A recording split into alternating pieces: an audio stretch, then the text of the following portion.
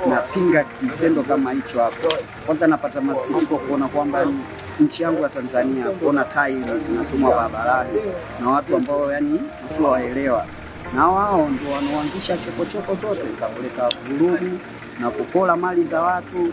Umeona, inaonekana kwamba bodaboda ndio wahalifu na aliyakuwa kwamba sisi ni wachapakazi tu wazuri sana. Kwa mimi niusie tu jamii nao nizunguka kwamba hicho kitendo kwa kweli sio kizuri.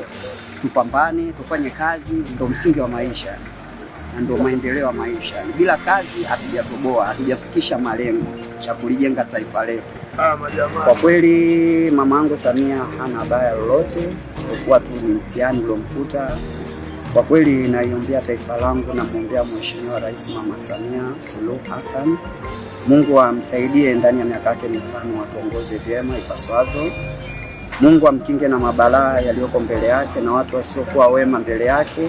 Mwenyezi Mungu amtakasie katika muongozo wake miaka mitano. Langu ndio hilo.